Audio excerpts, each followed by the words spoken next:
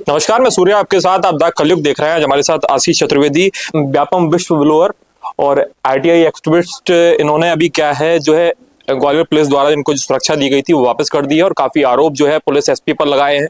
क्या पूरा मामला है, क्या कुछ रहा अभी तक, क्यों ऐसा इन्होंने कहा है एसपी के को लेकर, इनसे ही बात करते हैं और जानते हैं।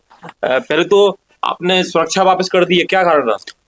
चूंकि आपको जानकारी है, मेरे द्वारा कई सामाजिक सरोकार के मुद्दे लगातार उठाए जाते हैं भ्रष्टाचार के विरुद्ध, चाहे व्यापम जैसे मामले हों, चाहे अन्य मानव अधिकार के मामले या पुलिस में व्याप्त भ्रष्टाचार। पिछले काफी समय से मेरे संज्ञान में ऐसे मामले आए जिसमें ग्वालियर के आला अधिकारी मिलकर सेक्सटॉर्शन और एक्सटॉर्शन जैसे रैकेट चला रहे हैं, जिनमें कई सारे पुलिस अधिकारियों की संलिप्तता है। इन मामलों को मेरे द्वारा सामने लाया गया, जिसके बाद पुलिस योजनाबद्ध तरीके से गार्ड और सुरक्षा कर्मियों के माध्यम से शराब पिए हुए सुरक्षाकर्मी हथियार लेकर, जो कि मेरे लिए खुद खतरा थे, उनको भेजकर मुझे परेशान करा रही थी। उस परेशानी से निजात पाने के लिए मैंने सुरक्षा वापस कर दी है।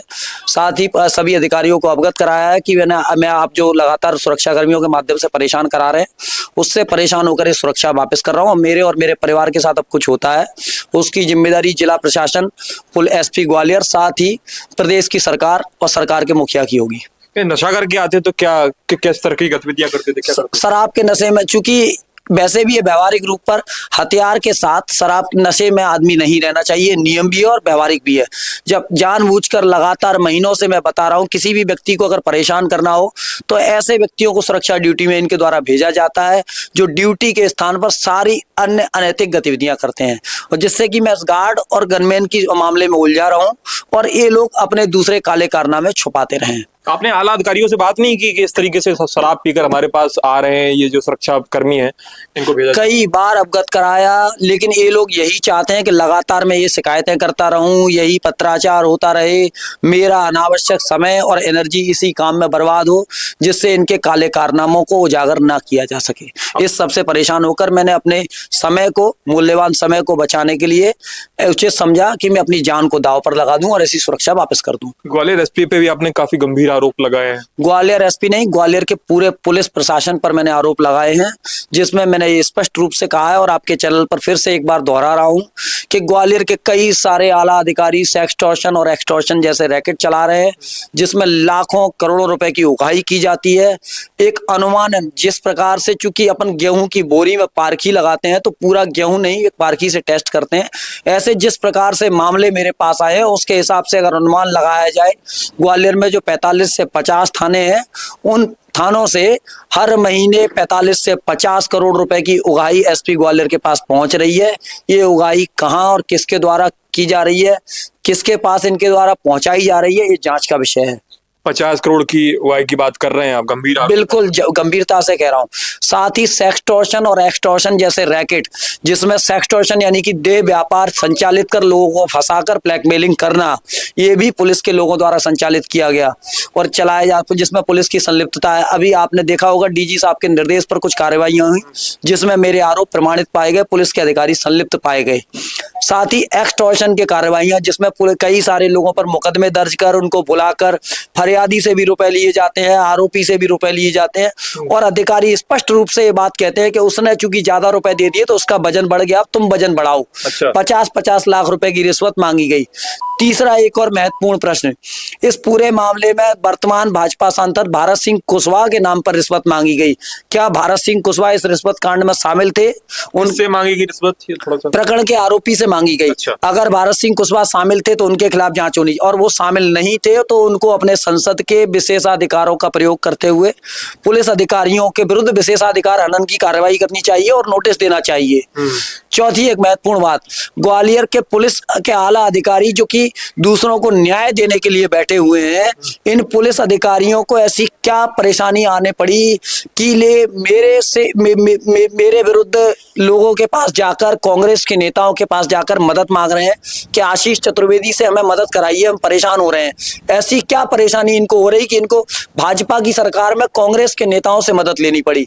मैं मध्य प्रदेश के मुखिया मोहन यादव से भी पूछना चाहूंगा, जिनके बरदस्त कहे जाते हैं, जो ग्वालियर के एसपी हैं, अपने आप को उनका बरदस्त उत्तराधिकारी कहते हैं, कि मेरे पास तो उनका संरक्षण प्राप्त है, तो क्या मोहन यादव कांग्रेस के नेताओं के चेले हैं कि कांग्रेस के नेताओं की सह पर सरकार चल रही है या भाजपा की सरकार है?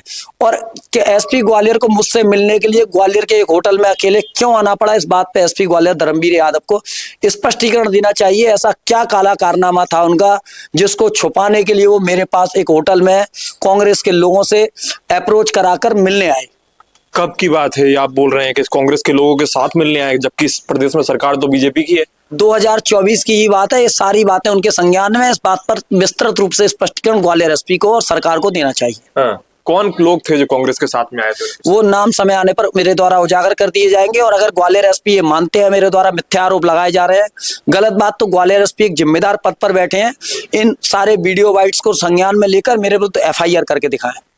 नहीं, उनका दावे तो बड़े रहते हैं ग्वालियर में जो है, जो पुलिस प्रशासन है बड़ी तरीके से काम कर रहा है, बिल्कुल सुचारू रूप से काम कर रहा है। मैं वही कह रहा हूं, अगर उनको लगता है आशीष चतुर्वेदी पुलिस प्रशासन और सरकार की छवि को बदनाम करने के लिए बेफिजूल के आरोप लगा रहा है, बिना तथ्यों के आरोप लगा रहा है, तो मेरे विरुद्ध मैं जिम्मेदारी पूर्वक वीडियो रिकॉर्डेड आपके वीडियो में कह रहा हूं, इन ऐसे कई सारे अलग अलग चैनलों पे कहा है, इन वीडियो को संज्ञान में लेकर मेरे विरुद्ध एफआईआर दर्ज करें इस प्रकार की भ्रामक जानकारी पुलिस के बारे में बोलने के लिए।